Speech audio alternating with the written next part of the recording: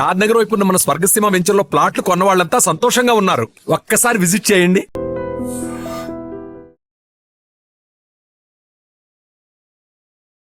Breaking and దానికంటే heart breaking incident అని చెప్పొచ్చు. ఎందుకంటే ఈ సీన్ చూసిన తర్వాత ఎవరికైనా సరే బా అనకుండా మానరు. ఒక్కసారి ఈ విజువల్ చూడండి. అండ్ ఈ విజువల్ చూసిన తర్వాత అసలు మనం ఏం బతుకుతున్నాం, ఎట్లా బతుకుతున్నాం, పక్కనే మృత్యుని పెట్టుకొని బతుకుతున్నామా అనుకోకుండా మానరు. ఒక్కసారి మీరు ఈ ఇన్సిడెంట్కి సంబంధించిన వీడియో ఒక్కసారి చూడండి.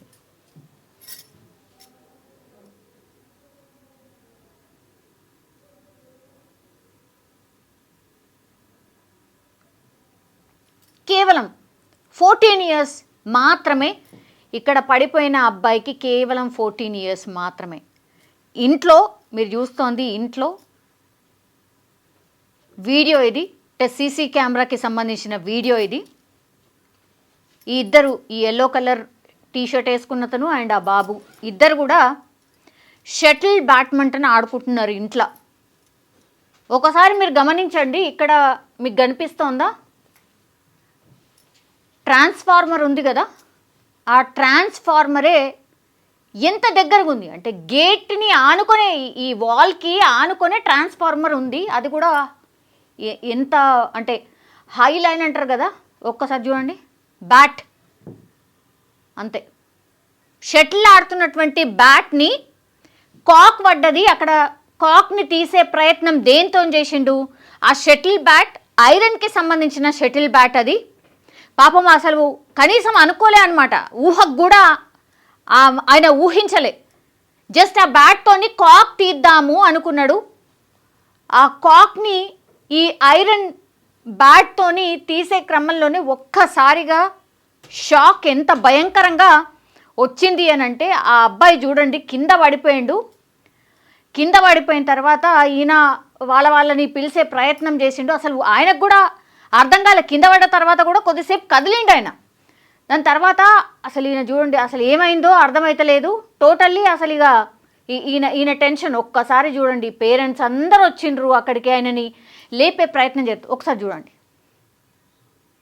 అది కాక్ తీసే ప్రయత్నం చేసిండు. ఒక్కసారి ఆ బ్యాట్ తాకగానే షాక్ తగిలింది, కింద మొత్తం పడిపోయిండు. పడిపోయిన తర్వాత మళ్ళీ లేసే ప్రయత్నం చేసిండు, అంతే. ఇక లాస్ట్గా కొనా ఊపిరప్పుడు కదులుతుండ అనుకుంటా. ఆయన టెన్షన్తో అరుస్తున్నాడు, రండి రండి ఏదో అయింది, రండి రండి అని. ప్లీజ్ ఒకసారి వినండి.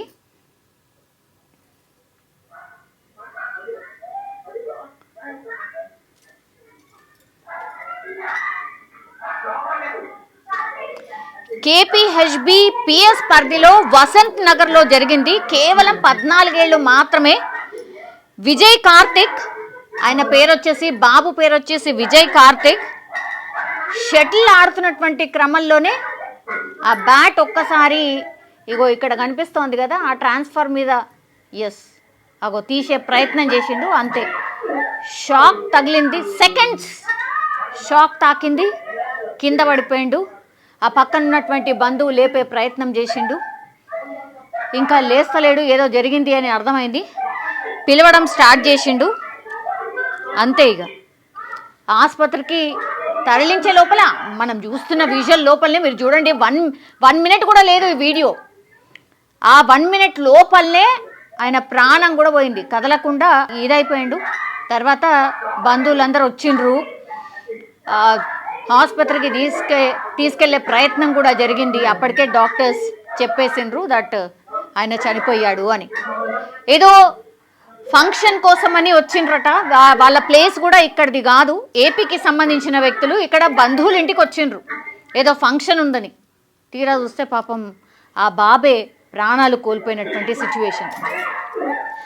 మీరు చూడండి, ఇట్లాంటి ట్రాన్స్ఫార్మర్లు ఎన్ని ఉండుంటాయి మన హైదరాబాద్లో, ఇట్లా ఎన్ని ఉండుంటాయి, ఇల్లుకి ఆనుకొని ఇల్లుకి దగ్గరగా ఎన్ని ఉండుంటాయి ఇట్లాంటివి.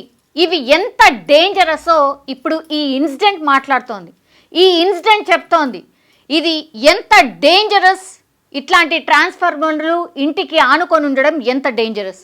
ఇంకోటి వర్షాలు ఒకటి పడుతున్నాయి. విద్యుత్ షాక్లు తగులుతున్నాయి. వర్షాలు పడుతున్నాయి కాబట్టి మేబీ ఈ షాక్ తాకడానికి వన్ ఆఫ్ ద రీజన్ ఒకటి.